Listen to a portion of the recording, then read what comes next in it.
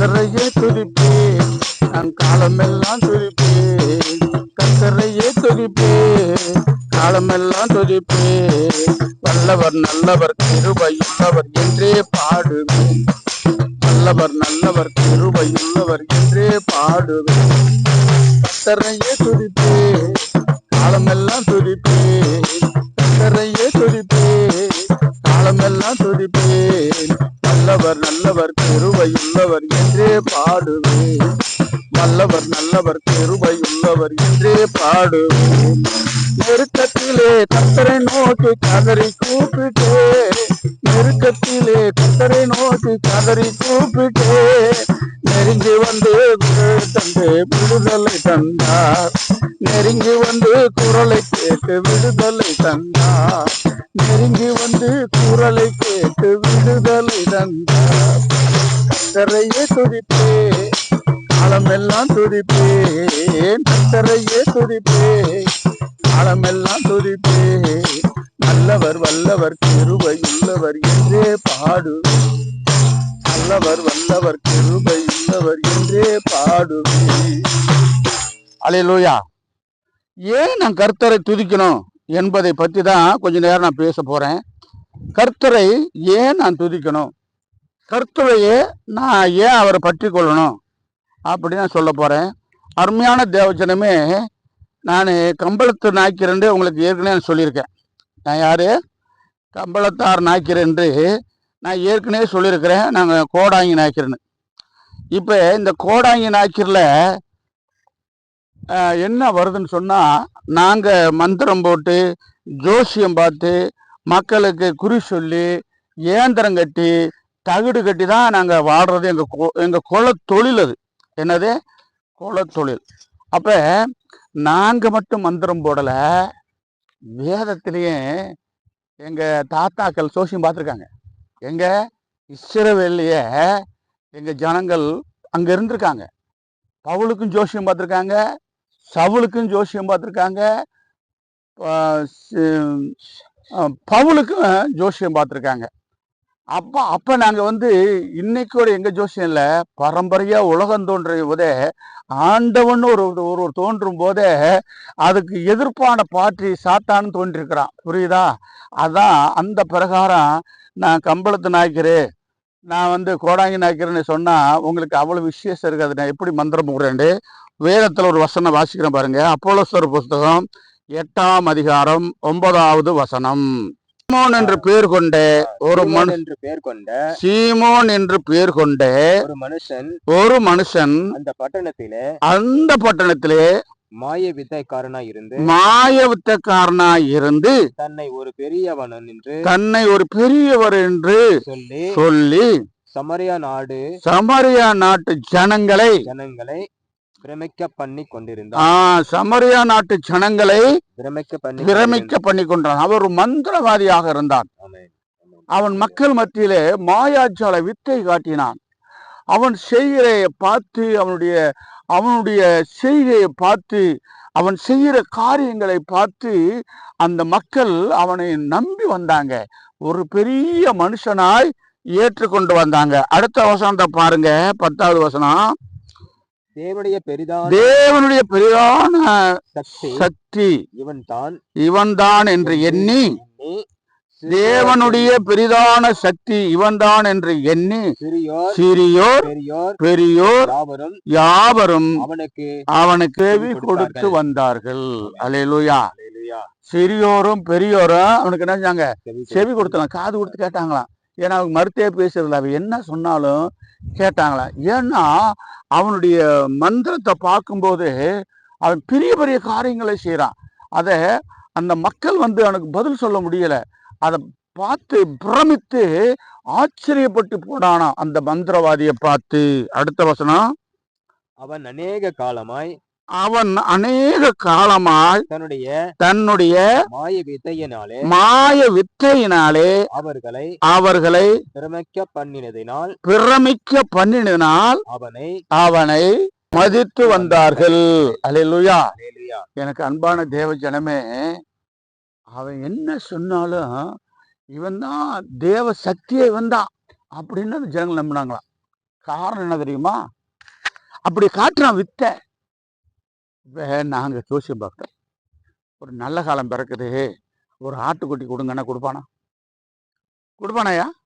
நீயே சொல்லு. ஒரு நான் ஜோசியம் பார்க்குறேன், ஒரு கிரகம் கழிக்கிறேன், ஒரு ஆட்டுக்குட்டின்னு கூட நான் கொடுப்பானா? அப்போ அவங்ககிட்ட ஆட்டு குட்டி வாங்கினோம்னா, பூசைக்கு ஒரு கெடா கேட்கணும்னா நம்ம ஒரு மந்திரத்தை காட்டணும். சரியா?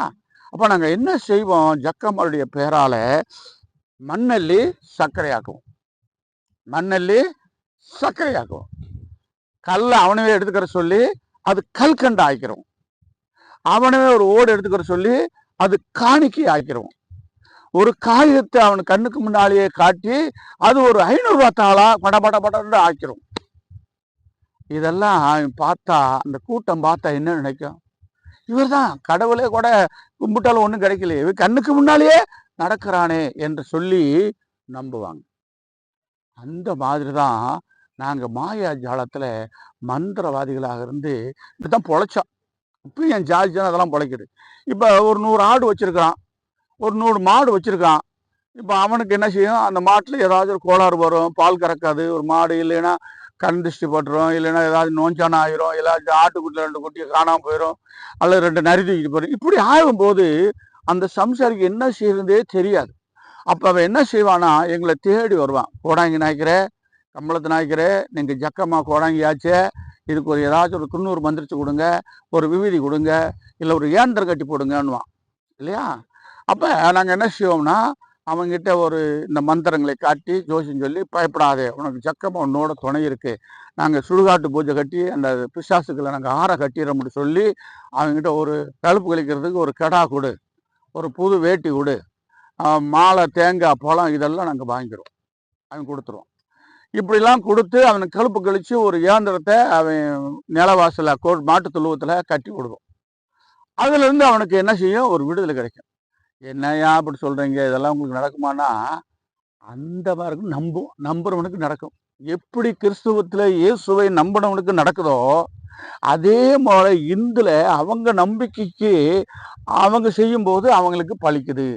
இல்லைன்னா தங்கச்சி சொல்லுமா, நீ சொல்லுமா, இல்லைன்னா தங்கச்சி பொய்ய சொல்லி இந்த வருஷம் நான் வாங்கிட்டு போகிறேன் ஆட்டுக்குட்டி, கடா, துணிமணி, அடுத்த வருஷம் அந்த ஊருக்கு போனேன் நீ என்ன செய்வாங்க?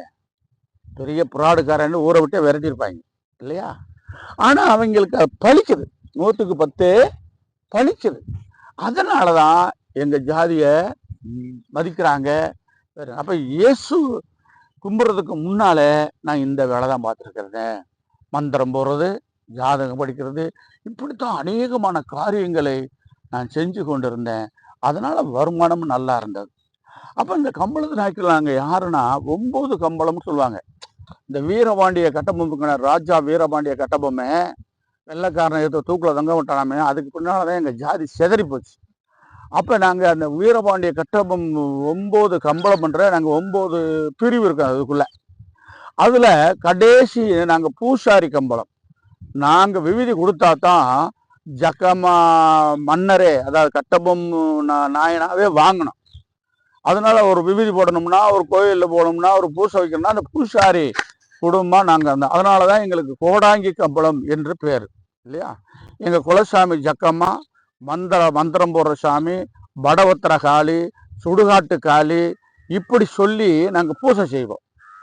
அப்படிதான் வாழ்ந்துக்கு இருந்தோம் தம்பிகளே. ஆனால் அது என்ன ஆகி போச்சுன்னு சொன்னால், எவ்வளோதான் சம்பாதிக்கிறோமோ அதில் நிம்மதி இல்லை இல்லையா? சந்தோஷம் இல்லை. எப்படி நம்ம ஒரு ஆள்கிட்ட ஜோசியம் பற்றி அதை சொல்லி இதை சொல்லி எதை சொல்லி நல்லது கிடப்படி வாங்கிக்கிறோமோ, அதே போல் இன்னொரு பக்கம் தேவையில்லாமல் போயிடுது. அல்லேலூயா. அப்போ இந்த 9 கம்பளம் என்பது எனக்கு தெரியாமல் இருந்தது. கிறிஸ்தவுக்குள்ளே வந்ததுக்கு பின்னால் ஒன்று தெரியுது. என்ன தெரியுது? பரிசுத்த ஆவினா என்ன, அசுஸ்த ஆவினா என்ன என்று எங்களுக்கு புரியுது. ஏன்னா நாங்கள் ஜோசியம் பார்க்கும்போது சில ஜோசியக்காரனுக்கு நாங்கள் திருநெல்வேலி சைடில் ஜோசியம் பார்த்து அங்கி கூட வாங்கி வந்திருக்கோம். அங்கி வந்து நாங்கள் அந்த ஜோல்னா போய் தப்போம் இல்லையா, அதெல்லாம் தைச்சிருக்கேன், நானே தைச்சிருக்கேன். காரணம், ஊரில் நாங்கள் ஜோசியம் பார்த்துக்கிறேன், நிறைய பொம்பளை பிள்ளைங்க உட்காந்து ஜோசியம் கேட்டுக்கிருந்துச்சுங்க. அதில் ஒரு சின்ன பையன் வந்தான், பார்க்குறது சாதாரண பையன் தான். ஆனால் அவன் ஆர்சி ஐயர்ன்னு சொல்லி அப்புறம் தான் எனக்கு தெரியுது. சும்மா இங்கெங்கில போடாமல் சாதா போட்டு தான் வந்தான். வந்த சொருக்கு அந்த கூட்டம் என்ன ஆயிடுச்சு, ஐயா வந்திருக்காரு ஐயா வந்திருக்காருன்னு அந்த கூட்டமே கலைஞ்சிருச்சு. எனக்கு சோசியம் பார்க்குற அந்த கூட்டம் எங்கே ஒரு 1000 கிடைக்கும், யாருக்காவது கழுப்பு கிடைச்சா ஒரு இன்னும் கொஞ்சம் கூட கிடைக்கும். அப்படின்ற நோக்கத்தில் நான் இருக்கும்போது ஐயா வந்திருக்காரு ஐயா வந்திருக்காரு எல்லாமே கலைஞ்சு போயிடுச்சு. யாருமே ஜோசியம் பார்க்கல. எனக்கு கோபம் அவனை பற்றி. இப்போ இவர் சின்ன பையனாக இருக்கான், இவங்க அங்கேயும் இங்கேயும் போடல, பெரிய மனுஷன் இல்லை, இவ்வளோ பார்த்து இந்த ஜனங்கள் இப்படி பயந்து போகிறாங்களேன்னு சொல்லி அவனை பார்த்து 2 ஜோசியம் சொன்னேன்.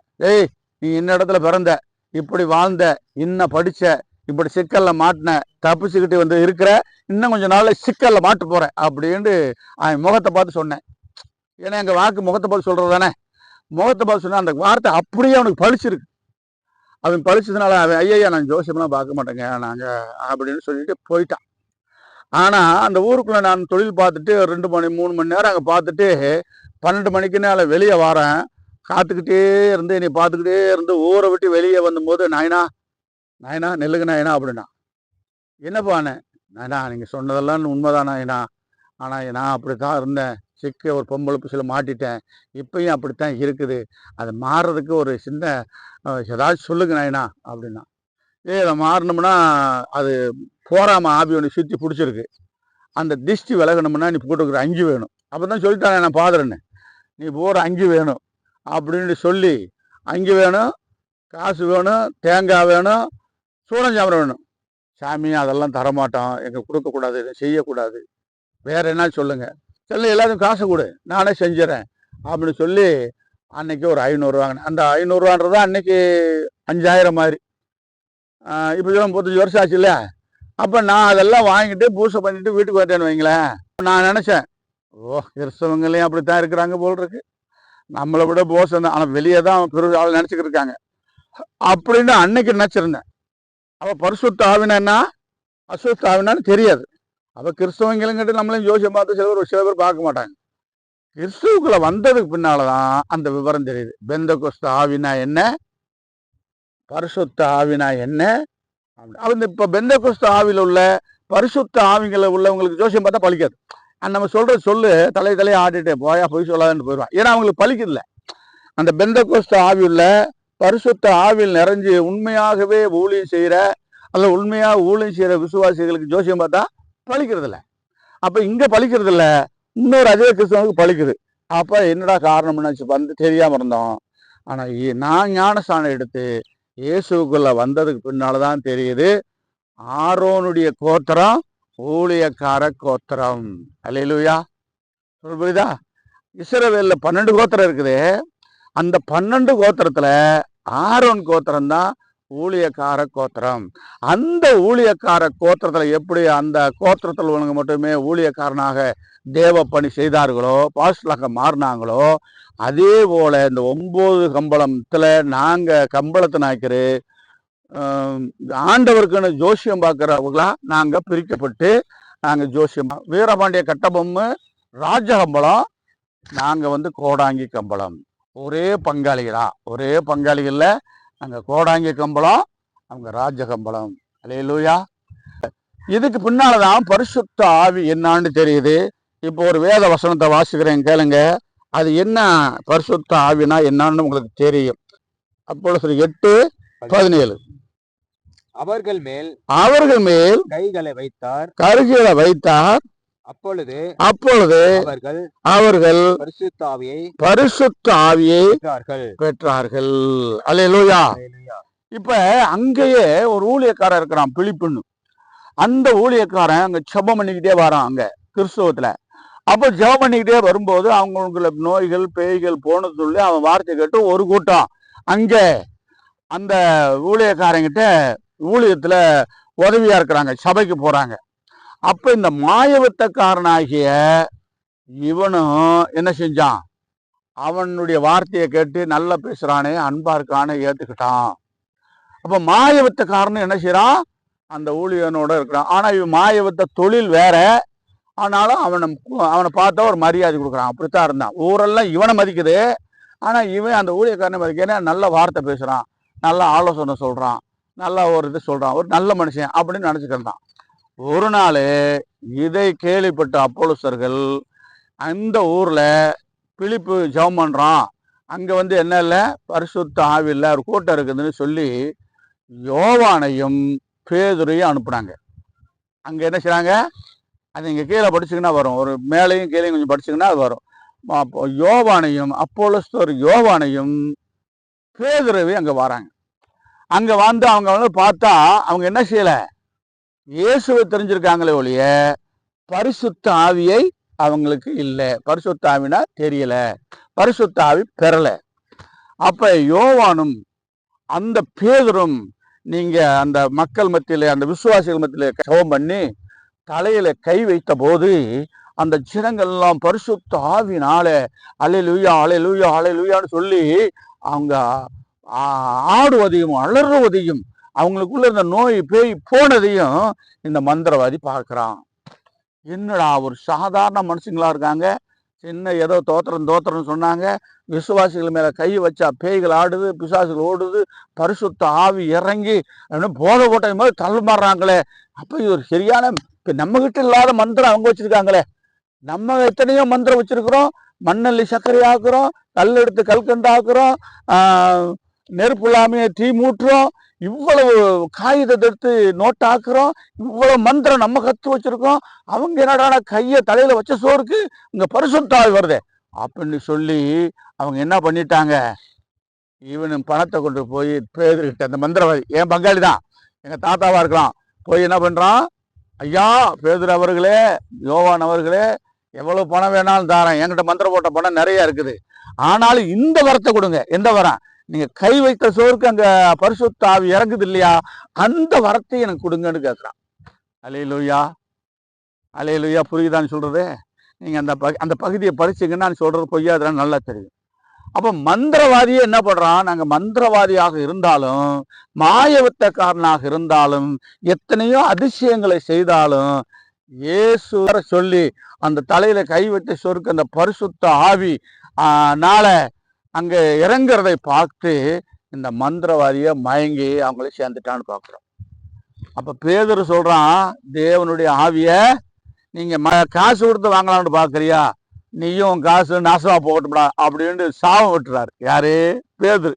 யார, மந்திரவாதிய. அப்ப மந்திரவாதிக்கு ரொம்ப பயம் வந்துடுது. ஏன்னா அவங்க செல்ற அற்புதத்தை பார்த்துட்டு நம்ம பெரிய கெட்டிக்காரன் இருக்கிறோம், ஊருக்குள்ள நம்மளை விட பெரிய ஆளே இல்லைன்னு இருக்கான், ஊரெல்லாம் நம்மளை கண்டு பயந்து நடக்குது, எங்க வாக்கு விட்டுருவானோ, கால் விளங்காம போயிருமோ, கை விளங்காம போயிருமோ, ஏதாச்சும் செஞ்சிருவாங்களோன்ற பயத்துல அவன் நடுக்கிட்டு இருக்கிறான். ஆனா நம்ம பார்த்து அவனை நடுக்கிட்டு இருக்கான், இவன் ஏதாச்சும் செஞ்சுட்டான்னா நம்மளுக்கு பழிக்குவேன்னு நினைச்சு இந்த மந்திரவாதி என்ன பண்றான், அவங்க காலில் விழுந்த, ஐயா எங்களுக்கு ஒன்றும் வராம நீங்க ஜெபம் பண்ணுங்கயான்னு கேட்கிறான். அல்லேலூயா. இப்ப புரியுதா? அப்ப எங்க தாத்தாக்கள் மந்திரவாதிகளா இருந்தாலும் பெரிய பெரிய ஜோசிய மக்களா இருந்தாலும் தேவ ஆவி வேற, சாத்தான ஆவி வேற. புரியுதா? அப்ப நான் அந்த ஆவில இருந்து ஊழி செஞ்சதுனால இப்ப நான் என்ன பண்ணிட்டேன், இயேசுவை பற்றி கொண்டு பழைய தொழிலெல்லாம் விட்டுட்டு நான் வந்துட்டேன்.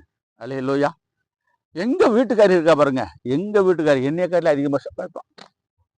ஏன்னா அவன் ஜக்கம்மா, மாறாப்பு பாசி போட்டிருப்பான், ஒரு ஏடு வச்சிருப்பான், ஒரு முத்து இருக்கும், ஒரு தட்டு இருக்கும், தாம்பழ தட்டு.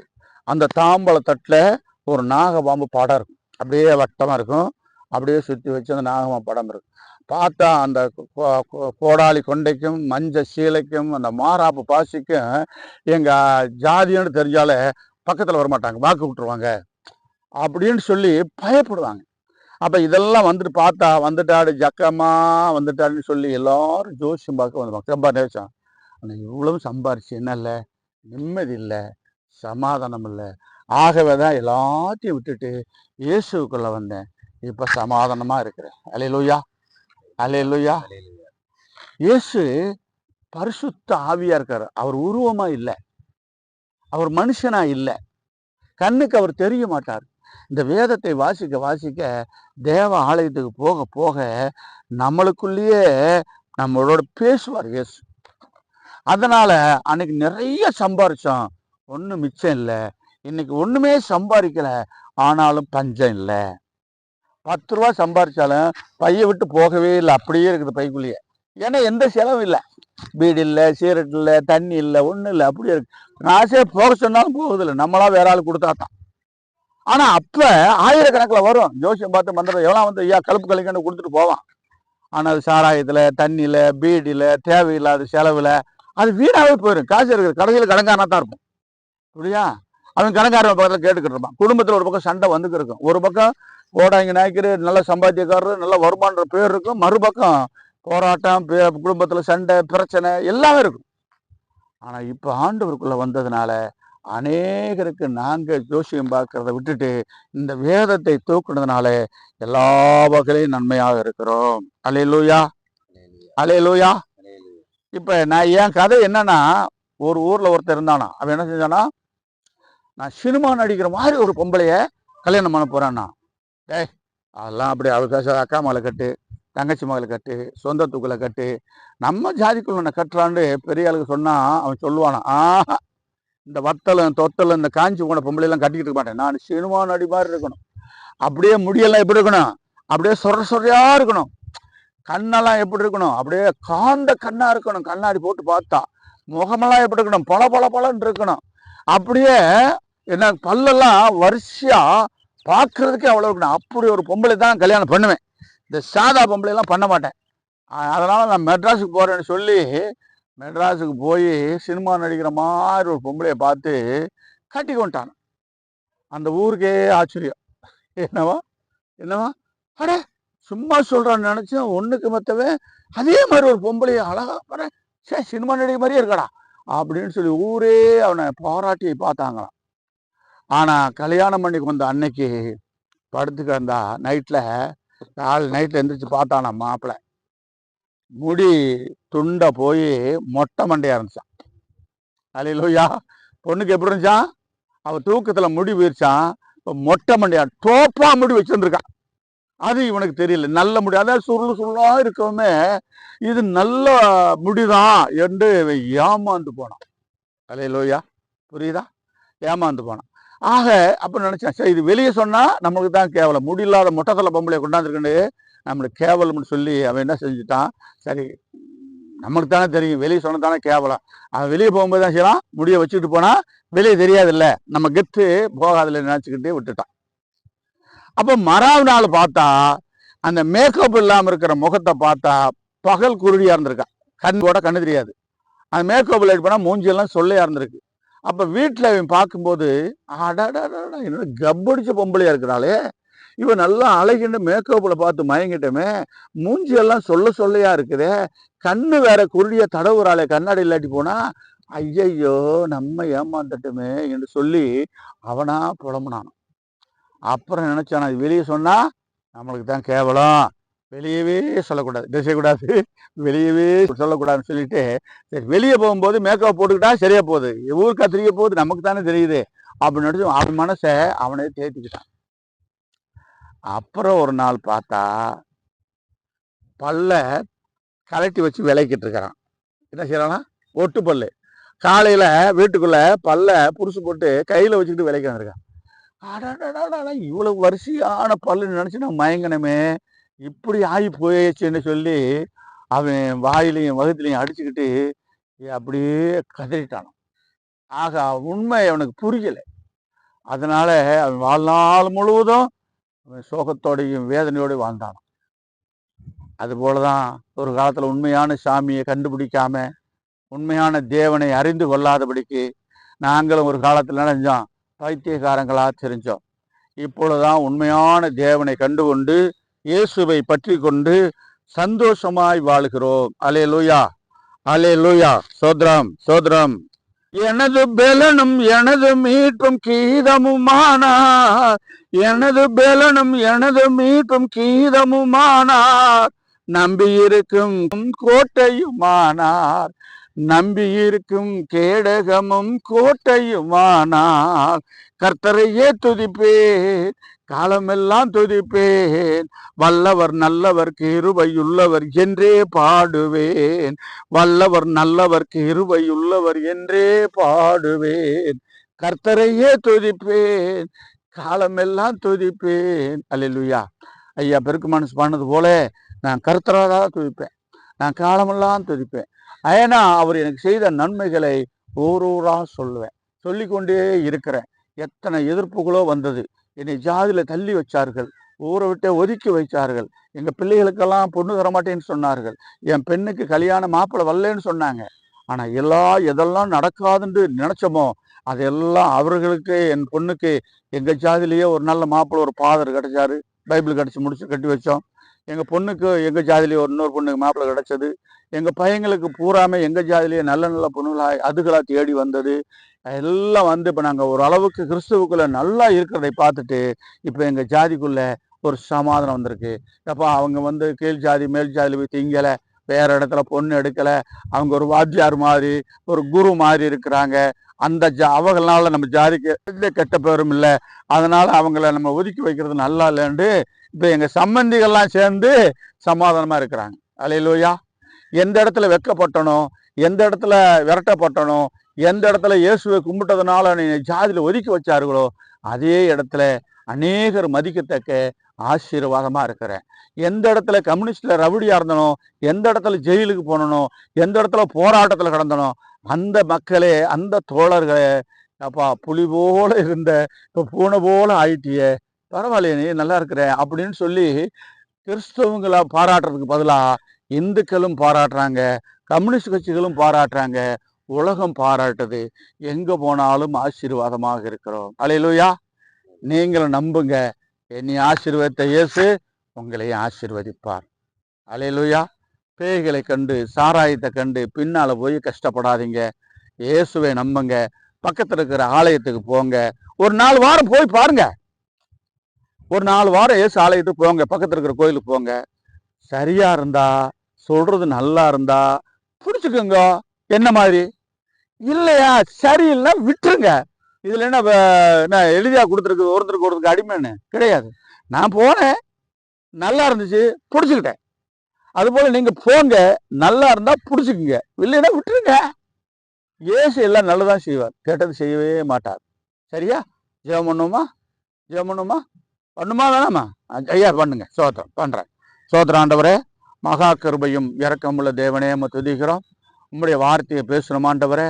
ஒரு காலத்துல மந்திரவாதியாக இருந்து, அப்போஸ்தலர்களுக்கு ஜோசியம் பார்த்தவனாக இருந்து, பவுலுக்கு ஜோசியம் பார்த்தவனாக இருந்து, ஆண்டவரே சவுலுக்கு கழுத காணாம போகும்போது தேடி போனவனாக இருந்து ஜோசியம் பார்த்தவங்களா இருந்த எங்க பரம்பரையை இன்னும் ஜோதியம் பார்த்துட்டு இருந்தாலும் கூட அதிலிருந்து எங்களை வேறு பிரித்து இயேசுவுடைய பிள்ளையாய் மாற்றினதுக்காக நன்றி ஆண்டவரை. ஆண்டவரை ஆயிரக்கணக்கில் சம்பாதிச்சாலும் அதுல சமாதானம் இல்லாம மீண்டுமாய் உம்முடைய சமூகத்துல சமாதானத்தை கொடுத்தவரே சோத்திரம். இந்த பூலோகத்துல நரகத்துக்கு போகாதபடிக்கு அந்த பரலோக ராஜ்யத்திற்காக எங்களை பிரித்து எடுத்தவரே ஸ்துதிக்கிறோம்.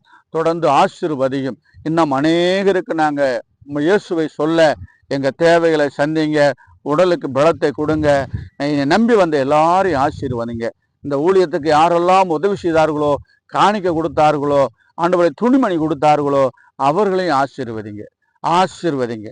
இந்த வார்த்தையை கேட்டு யாரெல்லாம் ரட்சிக்கப்படுறார்களோ அவர்களையும் ஆசீர்வதித்து இன்னைக்கு நான் இயேசுவை பத்தி சொன்னது போல அவர்களும் இயேசுவை பத்தி சொல்லும்படியான கிருபை செய்யுங்க, ஆசீர்வதிங்க.